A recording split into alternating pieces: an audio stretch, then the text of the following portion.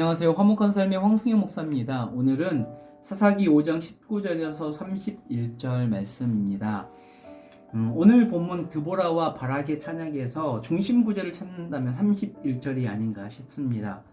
여호와여, 주의 대적은 이와 같이 망하게 하시고 주를 사랑하는 자는 해가 힘있게 도둑같게 하시옵소서. 결국 이 찬양의 초점은 여호와에게 있습니다. 그리고 여호와의 적은 다 망하고 여호와를 사랑하는 자는 승리한다는 내용입니다. 그러니 하나님의 편에 서라 라는 찬양이지요.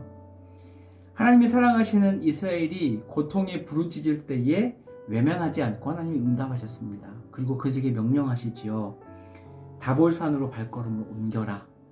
그 말씀에 순종하여서 다볼산으로 발걸음을 옮겼을 때에 이스라엘이 승리하는 역사가 있었습니다. 20절 말씀을 보면 별들이 하늘에서부터 싸웠다고 기록하지요.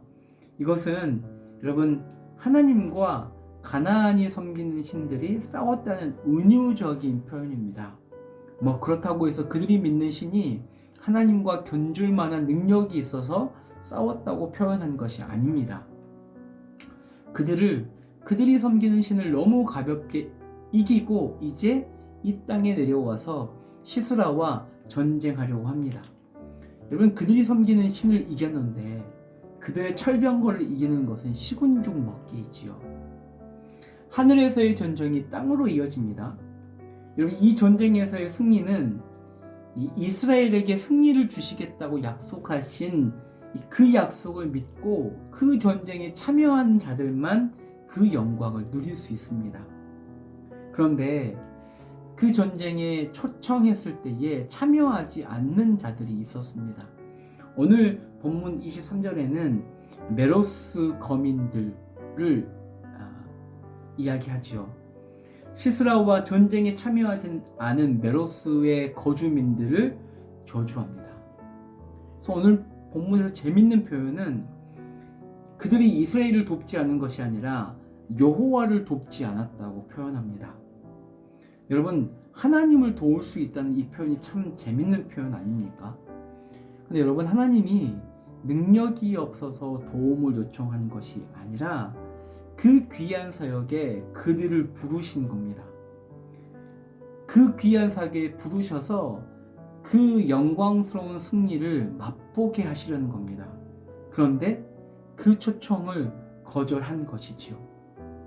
근데 여러분, 그와 반대로 적극적으로 싸움에 나선 이방 여자 야엘은 다른 여인들보다 복을 받았다고 말씀합니다. 그녀는 이방 여자였지만 하나님 나라의 일에 적극적으로 참여하지요. 시스라에게 우유를 주고 잠들었을 때에 장막 말뚝을 가져다가 그의 이마에 관자놀이에 찍어서 죽입니다. 그렇게 하나님 나라의 일에 적극적으로 참여한 그는 복을 받습니다. 여러분, 오늘 본문에서 그것을 요청하고 계십니다. 여러분, 이방 여자냐 남자냐 여자냐 나이가 많냐 적냐의 문제가 아닙니다. 하나님 나라에 너는 적극적으로 순종하고 있느냐, 그 일에 순종하고 있느냐.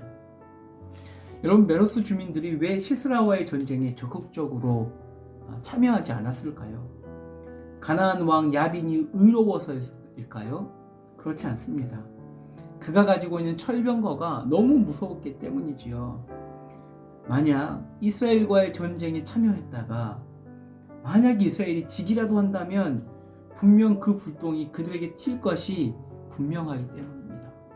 그래서 하나님의 초청보다는 그들이 한 그 계산에 따라간 겁니다. 주저하고 참여하지 않은 겁니다.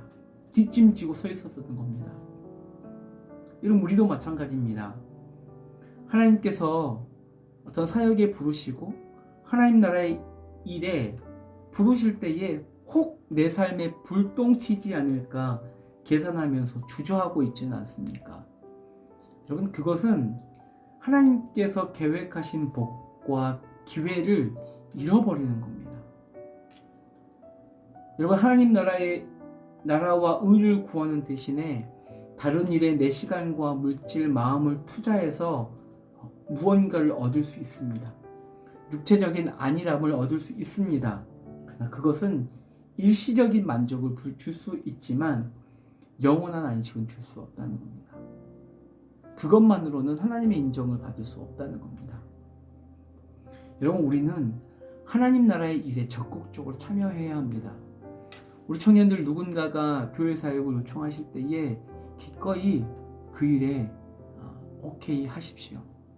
여러분들의 삶을 무너뜨리기 위해서 엉클어버리기 위해서 하나님께서 여러분들 초청하시는 것 아니지 않습니까? 여러분들 삶에 복을 주실 기회를 여러분들에게 주시는 겁니다. 그 기회를 잡으십시오. 그리고 하나님은 이렇게 하나님 나라의 일에 적극적으로 나서는 자들을 통하여서 세상의 헛된 기대를 무너뜨리십니다. 28절 보면 시스라의 어머니가 등장하지요. 시스라가 언제 올까 창밖에서 그 아들을 기다리고 있습니다. 그런데 너무 늦어지는 겁니다. 당연히 와야 할 그의 군대와 시스라가 보이지 않는 겁니다. 너무 늦어지자 시스라의 어머니가 이렇게 생각합니다. 아주 전형적인 세상적인 가치관을 가지고 있습니다. 자신의 아들이 전쟁에서 이겨서 그 전쟁에서 잡은 이스라엘 여자들을 잡아서 성적으로 유린하고 있어서 늙고 있다고 생각한 겁니다. 여러분, 그게 너무나도 당연하다고 생각하고 그렇게 생각하는 겁니다. 그리고 자신의 아들이 채색의 옷을 입고 돌아올 것이라고 기대하고 있습니다.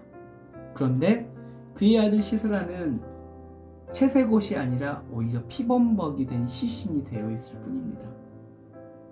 여러분,